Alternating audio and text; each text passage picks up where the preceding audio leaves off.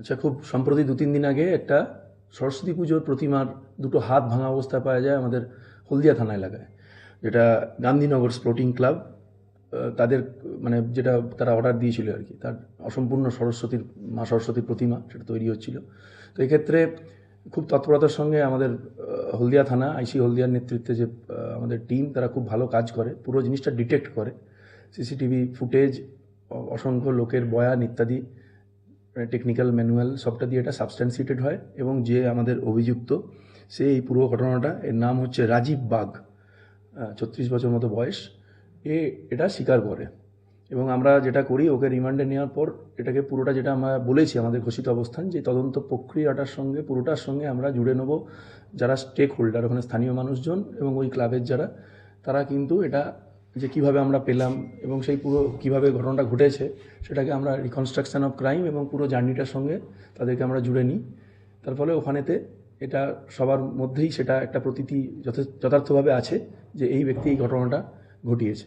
এখন এই ব্যক্তিকেও ন্যাচারালি, আমরা যেটা আগেও বলেছিলাম, আমরা জাতি ধর্ম নির্বিশেষে এই ধরনের মানুষজনকে আমরা অবশ্যই আগে দেখার চেষ্টা করব সে তার উদ্দেশ্যটা কী আছে বা তার ওরিয়েন্টেশনটা কী আছে ভিতরে। তো এখানে আমরা এর অ্যান্টিসিডেন্টস এখন প্রাথমিকভাবে যেটা পেয়েছি, যে এর আগেও কিন্তু এটা 25 সালে এরকম একটি ঘটনায় ঘটিয়েছে। এই রাজীব বাগ দুর্গা প্রতিমার হাত ভেঙে, সেটা বাড়ির দুর্গা প্রতিমা ছিল, করে কিন্তু 1.5 মাস জেলে ছিল। সো ন্যাচারালি এবারেও এর মধ্যে কী ধরনের কোনো ইনসানিটি কাজ করছে, না এর মধ্যে কোনো ধরনের কিছু উস্কে দেওয়ার কোনো প্রবণতা ইত্যাদি আছে কি না, তার এই যাবতীয় আমরা এর যেটা আছে সেটা আমরা খতিয়ে দেখব। আমাদের তদন্তটা চলছে এবং আমার এটাই বলার উদ্দেশ্য আছে, এই ধরনের ঘটনা, যেটা আমরা আগেও বলছিলাম কিছুদিন আগে মহিষাদলের ঘটনাতে, সব রকম জাতি ধর্ম প্রফেশন রাজনৈতিক দল গোষ্ঠীর মধ্যে সব রকমের মানুষ আছে। কারুর কাজ আছে বা তাদের চাইতে না চাইতে তারা অশান্তি ডেকে আনে, অশান্তি উস্কে দেয়, অশান্তির মধ্যে জড়িয়ে পড়ে।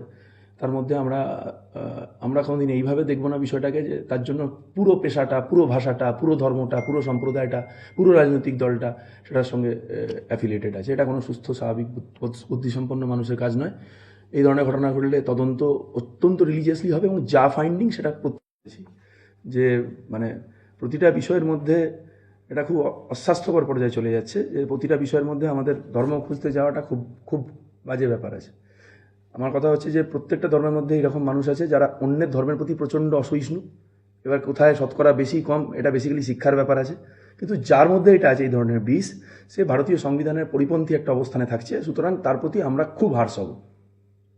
তার সে ধর্মগতভাবে মুসলমান হোক, হিন্দু হোক, কী হোক, সেটা আমরা দেখতে যাব না, কিন্তু আমাদেরকে এটা দেখতে হবে যে তার মধ্যে এই ধরনের ব্যাপারটা আছে কিনা, এবং এটা দায়িত্ব নিয়ে আমরা বলতে পারি এটা এই ধরনের মূর্খামি, এই ধরনের ব্রেন ওয়াশড প্রোডাক্ট, এটা সব ধর্ম সম্প্রদায়ের মধ্যেই আছে। ধন্যবাদ।